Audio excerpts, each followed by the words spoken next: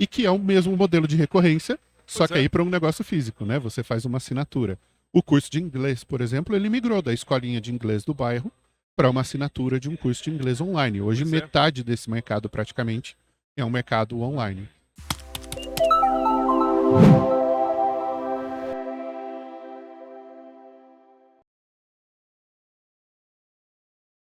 Senhoras e senhores, sejam muito bem-vindos a mais um Growth Center. Esse programa que fala de negócios para quem está no mundo do growth e um pouco mais de growth quem está no mundo dos negócios. Nós estamos aqui direto de São Paulo, da Growth Conference 2022, esse evento que uniu centenas de pessoas em volta desse termo, que é o Growth Hacking. E aqui a gente vai tentar trazer personalidades especiais que inspiram, com mão na massa, que tem track record, para falar sobre essas questões, seja do marketing, seja do mundo dos negócios, para acelerar a sua empresa, dando perpetuidade às suas organizações, ou então dar empregabilidade a quem está no mercado como especialista. E como vocês sabem, esse é um papo, um cafezinho, aquela pausa de 20 minutos, onde a gente conversa com pessoas interessantes, onde elas se apresentam. Então, vou chamar aqui quem está à minha esquerda, o homem, o mito, a lenda. Rafael Reis. Ah, esse cara é demais. Tudo bem, Rafa? Como é que tá você, irmãozinho? Tudo jóia, tudo ótimo. E quem é o Rafael Reis? Bom, eu tenho 43 anos, sou pai do Pedro e da Carol, tenho 2 enteados, o Luigi e o Enzo. Sou especialista em marketing de conteúdo, escrevi um livro em 2016 sobre o assunto, best-seller no Brasil e em Portugal. E a coisa legal da gente escrever um livro é que depois disso todo mundo acha que a gente é inteligente. Né? Muda, assim. Né? Eu tenho uma carreira antes do livro e outra depois. Com óculos, então, pronto. Aí você... Não, aí com cara Ó o de concurso. nerd, aí todo mundo acha que você sabe muita coisa. E hoje eu divido meu tempo metade em atividade de consultoria, tenho uma consultoria de marketing digital que atende o mercado enterprise, e em educação. Eu tenho uma escola de marketing digital na qual eu ensino tanto profissionais técnicos quanto donos de agências, profissionais que prestam serviço no mercado e tal, como qualificar o time, usar processo, crescimento e coisa e tal, bem compartilhamento de experiência mesmo. E quando a gente fala de marketing digital e quando a gente fala sobre esse mercado, que nos últimos 10 anos aqueceu muito, eu posso dizer que eu ouvi muitas pessoas, Rez, falando de você como uma referência que realmente trouxe um caminho novo para mercados tradicionais ou para quem estava ingressando na carreira. E então, como você já é referência para muitos, o que eu queria falar é sobre os mercados que você atua, Perfeito. né? Você, quanto tempo você falou de comunicação, marketing digital? Eu comecei em 97. Então, assim, a gente está em Já tem um 2022, tempo. são 25 anos fazendo Vamos isso. pegar o começo dos anos 2000 e Tá. vamos falar, por exemplo, eu sei que você tem uma trajetória muito forte, por exemplo, no mercado de e-commerce. O mercado de e-commerce de 2000 é diferente em quê do mercado de e-commerce de 2022, cara? Nossa, é surreal. Se a gente pensar no ano 2000, o Pão de Açúcar lançou um projeto piloto que era extremamente inovador, que era o Amélia.com. Né? Quem tem 20 anos de internet nas costas, talvez lembre desse projeto. Era um projeto que estava à frente do tempo. A gente tinha 1 milhão e meio de pessoas na internet no Brasil no ano 2000. Então você não tinha massa crítica de consumidores para o e-commerce, ainda mais para um e-commerce de supermercado. Pois é. E aí a gente... Que é super complexo, é muito SKU, alta perecibilidade, transporte complexo, não é isso? E aí depende, né? Você vai ali comprar um pacote de 6 garrafas de água com gás. Aquilo pesa 12 quilos, é o limite do que um motoboy consegue te entregar. Né? Aí você vai e compra pacotinho de tangue, cotonete e algodão. É ter coragem de encarar um mercado desconhecido, que são muitos desafios. Muitos bebem de uma fonte dessa experiência que a Amélia trouxe para o mercado.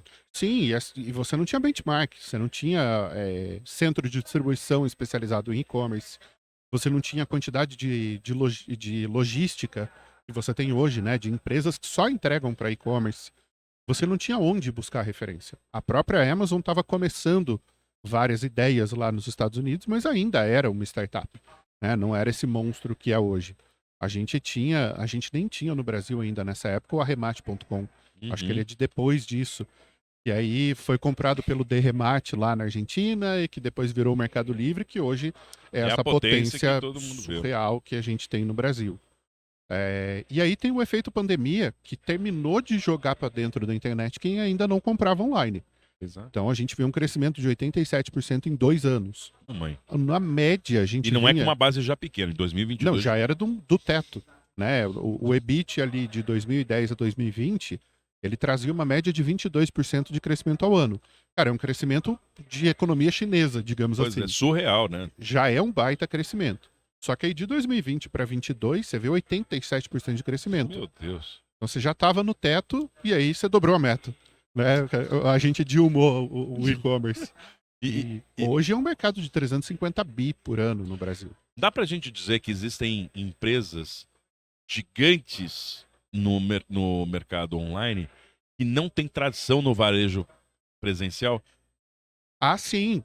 É o que o pessoal chama hoje das marcas nativas digitais. Aham. Né? São marcas que nasceram no online, vendem só no online, têm um branding super forte.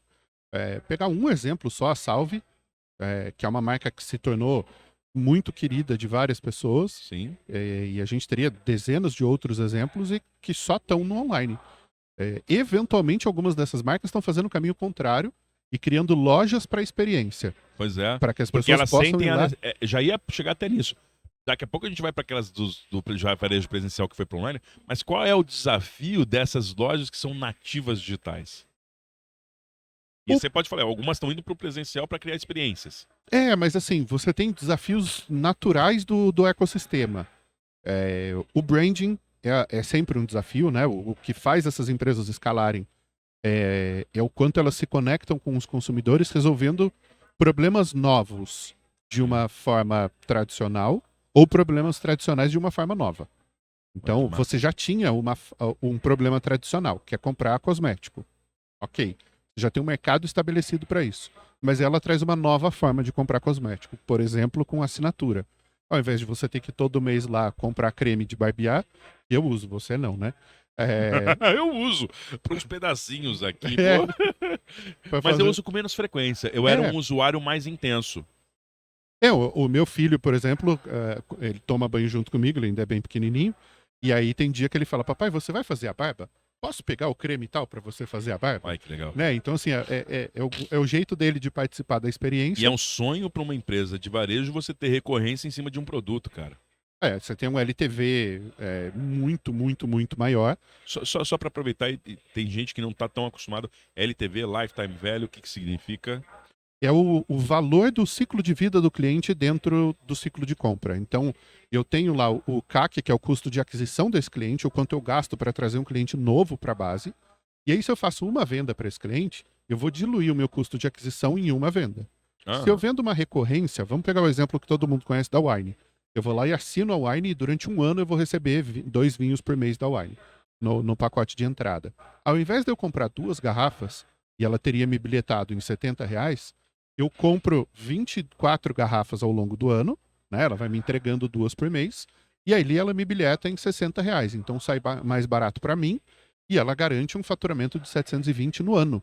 Então, se o custo de aquisição dela for, vou chutar um número aqui, tá? De R$100, e eu compro 2 garrafas de vinho, ela tomou prejuízo para me trazer para a base.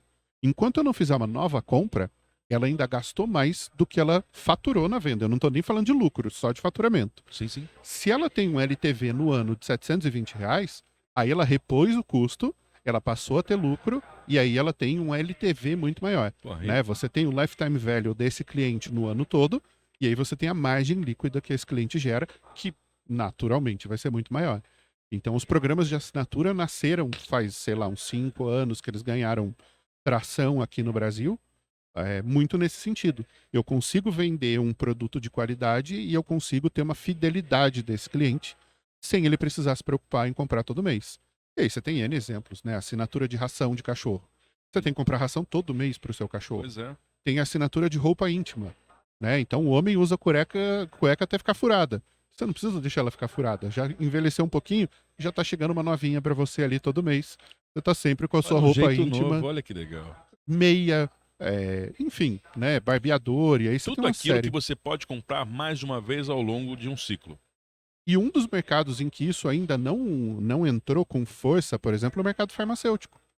Toda a medicação de recorrência... medicação de doenças crônicas, que a pessoa... Que é recorrente. Pressão alta, diabetes, controle de uma série de problemas cardíacos, problema nos rins, tem uma série de patologias que te obrigam a tomar medicação pro resto da vida. Mas não entraram... Você tem ideia por quê? Ou... Será que o mercado não é regulado e talvez eles tenham muita restrição de... Existe o aspecto da regulamentação, com certeza, mas existe uma determinada resistência à inovação em alguns mercados. E aí essa resistência à inovação vem das empresas ou do mercado consumidor? Das empresas. Na verdade, assim, vamos ser justos, vai 80-20, regra de Pareto. 80% das empresas do mercado farma, que são muito tradicionais, são muito acostumadas... de movimento de capital gigantesco, né, cara? Não, a indústria de cosméticos no Brasil é a segunda maior do mundo. A gente só pede para o mercado americano. Mamãe. E o mercado farma, ele é estupidamente grande, e aí você tem as características populacionais. A população está envelhecendo, sim, vai viver por mais anos, a nossa geração provavelmente chega aos 100. E nós descobrimos mais patologias das quais a gente pode tratar.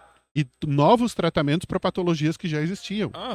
Então, a hora que você olha para o mercado psiquiátrico, por exemplo, né, a quantidade de gente com ansiedade, a quantidade de diagnósticos de TDAH, de insônia, de bipolaridade, de depressão. Então, você tem uma população que sofre mais patologias mentais, mas que ao mesmo tempo tem mais alternativas de tratamento. E uma vez que você começa esse tratamento, ele não dura semanas, ele dura meses, anos. Né? E eu tenho casos na família de pessoas que estão há 20 anos fazendo o uso de medicação recorrente. Imagina o quanto uma assinatura não seria útil, tanto para o laboratório que desenvolve, quanto para a farmácia, quanto para o paciente. Não, para o paciente pela questão até de conveniência, porque assim, é um processo que simplifica, é uma maneira que simplifica o processo recorrente. E o paciente de patologia crônica ter isso à mão de uma forma conveniente, ele está disposto muitas vezes, eu não estou falando de todo mundo, mas alguns estariam muito dispostos a ter isso facilitado. Cara. A maioria pensa que muitas vezes é uma pessoa idosa, que já tem uma dificuldade natural de locomoção, que muitas vezes não tem um automóvel, que tem uma condição financeira que já não é mais tão privilegiada, porque ela vive da aposentadoria. Então você cria uma série de conveniências sem falar no aspecto de sustentabilidade, né? Em que a pessoa não precisa sair de casa, pegar um ônibus, tirar o carro da garagem, gastar combustível, tempo, recurso, ficar na fila, sofrer desconforto, tomar chuva. Você simplesmente entrega na casa dela. No tempo certo e sem precisar fazendo grandes estoques. Você tem controle da validade da medicação, da quantidade de uso. Você cria um monte de informação sociodemográfica de consumo, de onde você tem mais TDAH, onde você tem mais depressão. Cara, é uma riqueza violenta. Abre uma porta gigantesca aí de... Falando de um mercado. Então, quando a gente leva isso para o mercado esportivo, né, a quantidade de opções de prática de esporte que a gente tem hoje e que praticamente não existiam 25 anos atrás. Né, era muito popular, quando eu estava na adolescência, você fazer natação. Aí, hoje em dia, você tem jiu-jitsu, você tem o crossfit, você tem uma infinidade de práticas esportivas. Né, que talvez até existissem, mas não tinham a popularidade e o alcance que tem no mundo de hoje. E que é o mesmo modelo de recorrência, só que aí para um negócio físico, né? Você faz uma assinatura. O curso de inglês, por exemplo, ele migrou da escolinha de inglês do bairro para uma assinatura de um curso de inglês online. Hoje, metade desse mercado, praticamente, é um mercado online. Bom, nós falamos bastante aqui do mercado de e-commerce, essa evolução toda. Como é que a sua consultoria atende esse mercado? A gente faz um trabalho numa perspectiva muito diferente do que o mercado faz.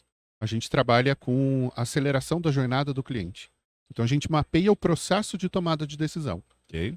Quando você vai comprar piso, por exemplo, está todo mundo acostumado a ir numa loja de piso, olhar o piso, escolher, encomendar e receber em casa. Sim. Hoje você tem um monte de gente que compra piso online. Então a pessoa digita lá piso laminado, entra na Leroy Merlin, escolhe o piso que ela quer. E aí você tem vários desafios. A resistência do piso. Uma coisa é um piso para o seu apartamento, que vai ter 3, 4 pessoas pisando nele. Outra coisa é um piso para a sua loja, que vai ter 50, 500 pessoas por dia pisando nele. O nível de limpeza. Você tem pisos mais fáceis de limpar, pisos mais difíceis. Alguns têm que receber uma resistência maior para aguentar serem higienizados 4, 5 vezes por dia. Sim.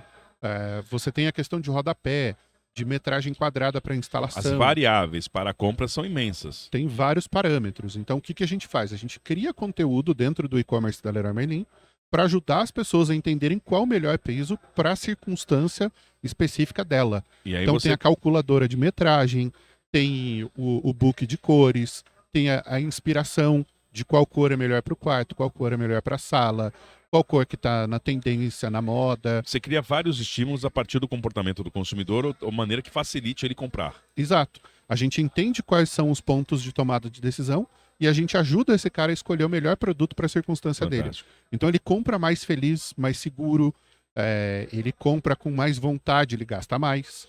Né? A taxa de conversão média de usuários que leem conteúdo dentro do e-commerce é 39% maior.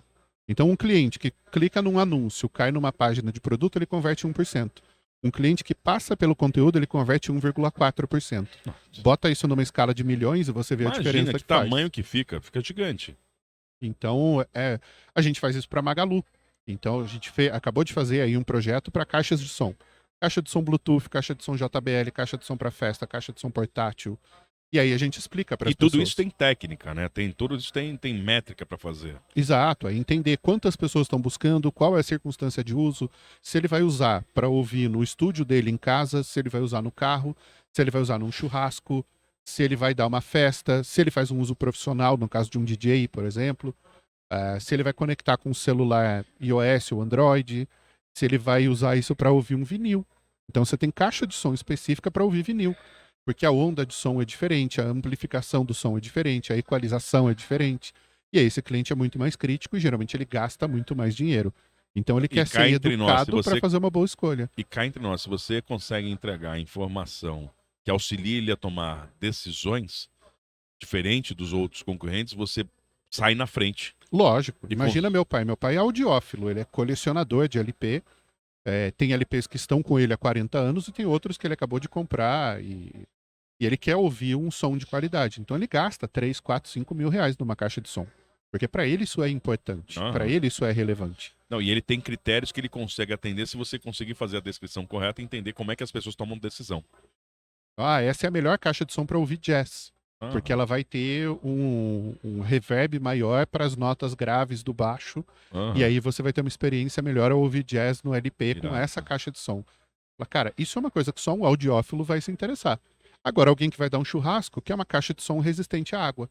Para poder deixar na chuva ou do lado da piscina e se espirrar a água, não estragar a caixa de som. Tá tudo bem. Essa é a única especificação que essa pessoa quer.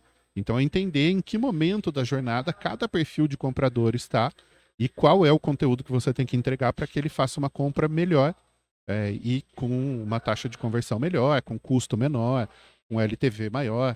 Então você trabalha com vários indicadores simultaneamente. Vamos pegar esse recorte que nós fizemos aqui. A gente está caminhando para o nosso sprint final desse bate-papo. Se a gente pensar nos empresários hoje dos e-commerce, os empresários do mercado físico que querem abrir um e-commerce como variação, considerando o e-commerce como uma alternativa, que recomendação você daria para esses empresários para que eles fossem bem-sucedidos ou então que distanciasse eles de grandes erros? A gente vai ter dois grandes caminhos aí. Um deles é ele entrar num marketplace e ele não ter que se preocupar com logística, com marketing, com atração de clientes e coisa e tal. Mas isso tem um efeito colateral, que é uma margem extremamente apertada. Extremamente. Porque você colocou o intermediário no caminho. E você está pagando ali 11, 12, 15% de comissão. E fazer uma vírgula, mas você também está pagando o intermediário porque o intermediário tem o prestígio ou o tráfego necessário para trazer para você. Ele está gerando cliente, ele está gerando pedido. É um jogo. É matemática. Claro. É matemática. E o outro caminho é você ter a loja própria. E para muitas pessoas eu recomendo. Tem uma amiga da minha esposa que vende pijama de luxo. Ela vende pijamas ali de 200, 300, 400 reais. E tem clientes que compram com ela quando muda a coleção. Então tem o pijama de inverno, pijama de verão e tal. E muitas vezes ela vende pelo WhatsApp e pelo Pix. E ela me perguntou se ela deveria abrir uma lojinha num marketplace. Não vou citar o nome aqui. Falei, não, monta uma lojinha própria. Aí recomendei ali 2 ou 3 sistemas em que ela consegue fazer. Falei, em vez de você pagar 11% de comissão, você vai pagar 3%, 4% para clientes que você já tem.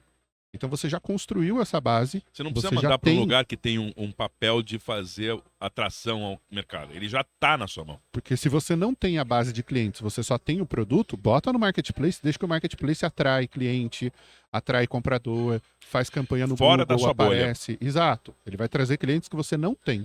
Se é para vender para uma base que você já tem, e você pagar menos taxa, você ter mais recorrência, então foca numa loja própria e você tem sistemas hoje de R$ 99 por mês. Imagina, super Então fácil isso e é muito mega completo. acessível Eles têm. mesmo para aquela pessoa que vende artesanato, em vez dela estar, por exemplo, num Elo 7, num Enjoei da vida, Sim. ela pode ter a lojinha própria dela ali pagando R$ 99 por mês. Então é viável para qualquer escala. Ah, é um pouco mais trabalhoso? Sim, é um pouco mais trabalhoso. Mas também é Mas mais também lucrativo. não é tão complexo quanto lá atrás, né? Cá em Não, cima, e hoje coisa- você tem uma série de profissionais que são freelancers, são consultores, que vão cobrar muito barato para fazer o setup de uma loja e te dar uma assessoria mensal ali, te dar uma orientação. Então você consegue ter uma boa lojinha, um bom faturamento e sem ter um dispêndio financeiro tão grande. E se a gente pensar no profissional, imagina que você, nas suas aulas, passam muitos profissionais, especialistas, o cara de copy, a pessoa de marketing digital, de tráfego, de SEO, que você manja De muito, conteúdo. né? O que falar para essas pessoas que estão nesse mercado em relação ao mundo dos negócios? Hoje, a grande, a enorme, a majoritária dificuldade dos negócios é contratar. Falta gente qualificada e experiente. Então, a gente está num mercado que cresce absurdamente. A gente falou aqui 87% em 2 anos. Ah, mas tem o fator pandemia. Tem, mas todo mundo que aprendeu a comprar online vai continuar comprando online. Pois é. Não no mesmo volume, mas vai continuar comprando online. Então, não dá Nem mais para todo mundo vai ignorar. comprar, mas nunca mais vai dar para deixar de dar alternativa de comprar online. Uma vez que você usou um aplicativo de entrega de comida, você nunca mais vai ligar na pizzaria para mandar ele te entregar. Você pode trocar de aplicativo, você pode entrar no site mobile da própria pizzaria Pois é. ou da comida chinesa, japonesa que você gosta, mas é uma comodidade tão grande que ela se torna um hábito. Sim. Então, profissionalmente, a gente tem um mercado que demanda profissionais, que tem carreiras que são extremamente sólidas, que pagam muito, muito, muito bem em comparação a várias carreiras no mercado tradicional. E é um mercado quente. Então, se você tem profissionais hoje que são hunters, são específicos, a função deles é caçar profissionais em outras empresas e trazer para dentro. E, logicamente, isso envolve um bônus salarial. Então, eu tenho alunos que saíram de salário de R$ 2.500 para R$ 8.000 em 2 anos. Né? Tem uma aluna que me escreveu, a Carol Batista, ela escreveu no meu aniversário. Ela falou: prof, me passa seu endereço que eu quero te mandar um vinho de aniversário.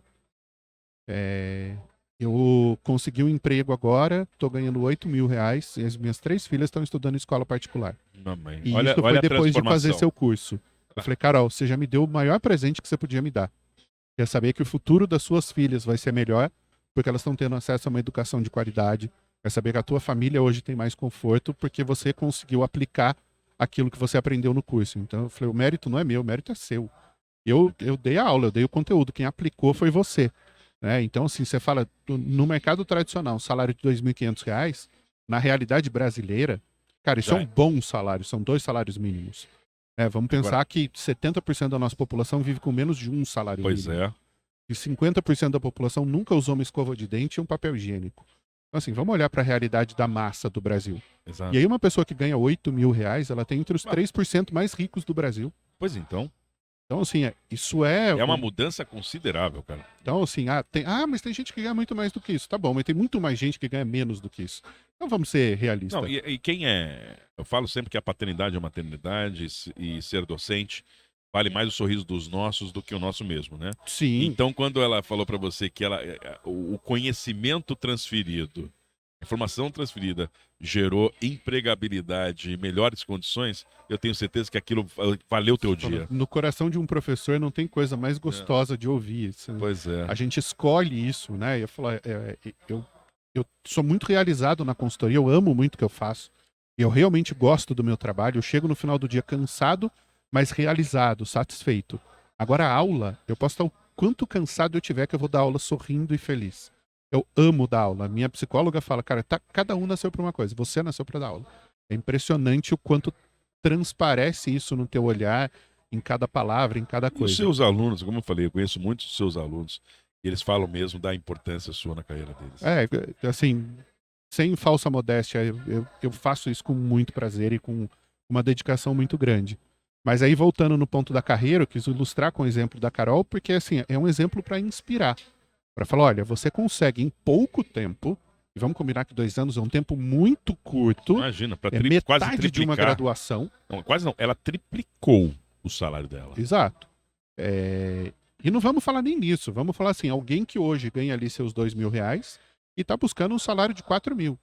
É Numa possível. carreira tradicional, É quanto difícil. tempo vai demorar só para a você gente- conseguir dobrar a sua renda? É só a gente pensar que algumas regras de cargos e salários para organizações bem estabelecidas não ultrapassa mais de 20% a base salarial. Exato. Tem um E topo para aí, fazer isso acontecer. muitos desses alunos, alunas, trabalham em casa, cuidam dos filhos. Na semana passada, a gente fez uma série de entrevistas com eles, que chama Carreiras no Marketing Digital. E aí, o primeiro aluno que eu entrevistei foi o Fábio. Ele falou, cara, eu sou o pai que fica em casa. Minha esposa trabalha numa multinacional, a gente tem um ótimo plano de saúde e o meu filho está no espectro autista, no menor espectro, mas está. Ele demanda uma atenção muito grande. Então, eu levo ele na escola, eu busco, eu levo ele na natação, eu levo ele no médico, eu levo ele na TO. Sou eu que cuido dele. E nos intervalos eu trabalho e eu estou desenvolvendo uma carreira dentro de marketing digital. Eu era personal trainer e hoje eu não estou no salão de academia, eu estou aqui ensinando as pessoas a treinar e ajudando outros profissionais a se posicionar com marketing digital. Mas, cara, que história legal. Então, assim, ver essas possibilidades, né? Que hoje você pode trabalhar para mega empresas ou para pequenas empresas da sua casa e ir uma vez por dia, por semana, ou uma vez por mês no escritório só. Toda essa flexibilidade é uma coisa que a nossa área traz, mas ao mesmo tempo a possibilidade de carreiras novas. Metade das carreiras que a gente tem hoje em marketing digital não existiam 10 anos atrás. Verdade. 2012. Cara, 2012 está ali. Foi ontem. Né? E, assim, metade dessas carreiras não existia. Não se falava de CS, de CX. Imagina. UX era uma coisa minúscula para meia dúzia de nerds no Brasil. Eu trabalho com UX desde 2001. Era uma comunidade de 500 pessoas. Hoje é uma comunidade de 200 mil pessoas. Pois é. De profissionais trabalhando nessa área. Isso medindo pelos cargos listados no LinkedIn. Fora Fora o que não que está não lá, está o lá. que tem outros nomes e coisa e tal, né? Então, é um mercado que assim, não é para vender meu peixe, não é para enganar ninguém, não é para fazer promessa de guru de terno azul. É um mercado realmente com uma demanda aquecida, com bons salários. É um mercado que investe em treinamento, em capacitação e que gera oportunidades de crescimento que você, no mercado tradicional, levaria 20 anos para ter. No digital, em 5 você consegue. Bom, a gente tem que ir fechando esse nosso encontro, porque a conversa é do cafezinho de corner. Daqui a pouco a gente tem que mandar um e-mail, temos que fazer uma call, né? Mas que bom que eu possa encontrar pessoas representando aí a audiência, pessoas tão inspiradoras e tão bacanas quanto você, Rez. É realmente um privilégio ter você aqui conosco. O privilégio é meu. Nesse encontro onde a gente fala de negócios e growth no mesmo lugar, aqui no Growth Center. Para a gente fechar, eu queria te perguntar onde é que as pessoas encontram você, a sua escola de marketing tão renomada. A minha escola se chama Nova Escola de Marketing, é só dar um Google e você me encontra lá em primeiro lugar, não tinha como ser diferente. E eu sou muito ativo no Instagram, rafael.reis, e no Reis LinkedIn. com Z. Reis com Z. É Reis de Resende, não é Reis. É né? Reis de Resende. Reis de Resende, R-E-Z. Né? Rafael.reis no Instagram ou Rafael Reis no LinkedIn, me encontra. São os dois canais onde eu sou mais ativo, onde eu gero mais conteúdo. Eu tenho canal no YouTube, tenho outros canais aí, Mas mas ali nesses já vai dois derivando. eu tô Super sempre ali. Perfeito. Tô sempre postando. Bom, você já sabe que esse cafezinho retorna semana que vem com vocês. A gente está aqui direto da Growth Conference 2022 e a gente está sempre trazendo conversas onde trazem mundo de growth para quem está vivendo os negócios e mais de negócios para quem está no mundo de growth, pensando na perpetuidade dos seus negócios ou então na empregabilidade de quem está no mercado. Com pessoas incríveis como o Rafael Hess, que está aqui com a gente hoje, e logo mais com novos amigos, novas amigas, junto com vocês. Valeu, pessoal. Uma boa tarde, boa noite e bom dia.